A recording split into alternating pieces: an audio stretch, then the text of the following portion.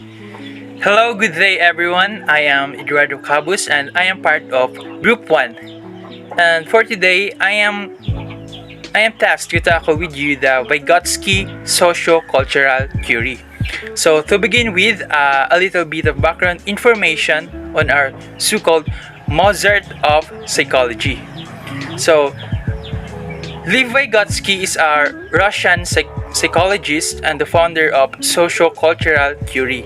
So his work becomes the foundation of much research and theory in cognitive development and what has become known as sociocultural theory.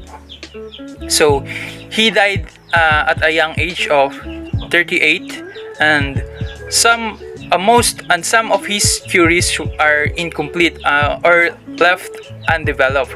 So in 1980s to 1990s, his theory became popular in the US as it replaced the Piaget's cognitive development. Sociocultural theory. So, according to Vygotsky, learning has its basis in interacting with other people. So, the focus of his theory is on the role social interaction and culture play in the development of higher order thinking skills. So, Vygotsky believed that human development and learning is social and cultural interaction. So, in other words, or in simple words, the way people interact with others and the culture on which they grow up or live will shape or develop their social skills, their mental skills, and their abilities by socializing with other people around. He was convinced that learning occurred through interactions with others such as communities, families, peers, adults, teachers, and other mentors. Wider society and culture plays a crucial role in the development of higher psychological functions. So the sociocultural theory mainly focuses on the social interaction or socializing. So Vygotsky do believe that the learning of a child is where he or she can get through his or her interaction with other people around. It may be parents or family members or other teachers. So fundamental concept of sociocultural theory. So number one is social interaction. So Vygotsky so to understand how people learn in a social environment and create a unique theory on social learning. He proposed that social interaction plays a critical role in the process of cognitive development, especially in the higher order of thinking skills.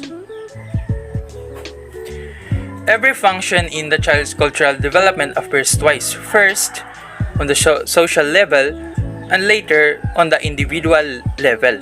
First, between people or interpsychological, and then inside the child, intrapsychological. So, this applies to voluntary attention, to logical memory, and to the formation of concepts. So, all the higher functions originate as actual relationships between individuals. So we have here seeing, jointly doing, and independently doing. For example, the child is watching his older brother solving a Rubik's Cube. As a part of the child is seeing. Upon watching, the child is also observing, and because of the curiosity, he will approach to his brother on how to solve a Rubik's Cube, and his older brother would do the same. Afterwards, the child is now learned to solve the Rubik's Cube independently. It is ingrained in every individual, even as a child, to seek meaning in everything. Curiosity sets in early on during childhood. And you probably notice how, even from a very young age, a person starts asking questions. So that is social interaction that Vygotsky proposed. So language, number 2 is language. So language is the basis of Vygotsky's ideas on social interaction. Vygotsky viewed language as a man's greatest tool, a means for communicating with the outside world. So in language, it divided into 3 different forms. Number 1 is the social or the external speech. It is a communication used to talk others. So it occurs from birth until the age of 2. So social speech or external speech.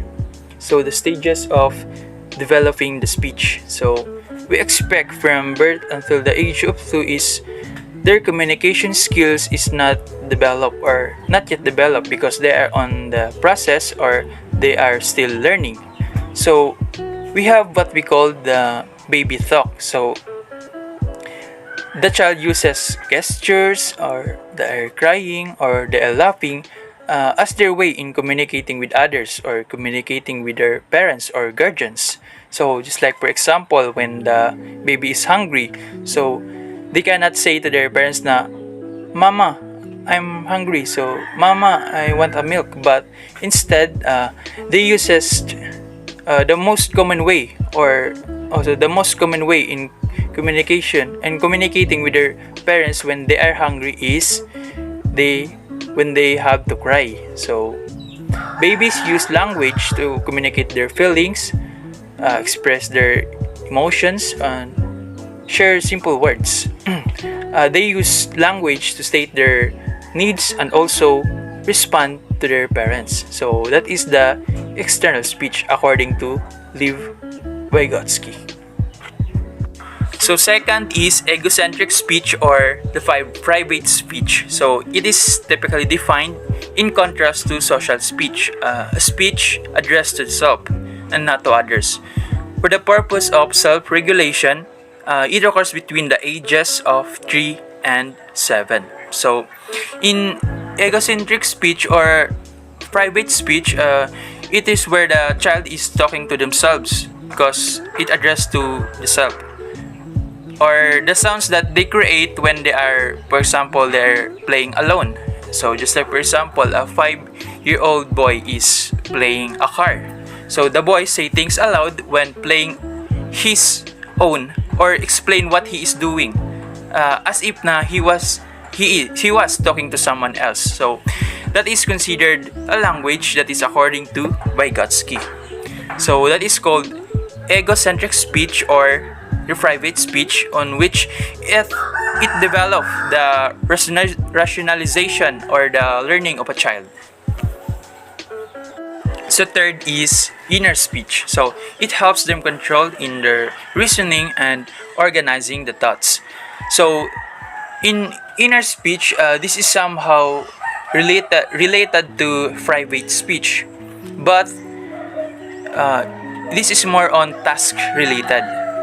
It appears at times of difficulty. So it's like for example, a student is given a task to do public speaking. So after they write a speech, so they have to read it, and for example, they're talking alone, so that the student can focus on the learning in interpreting his or her work. So para mas organize yung thoughts in writing a speech. So that is according to Vygotsky, and that is considered as a language.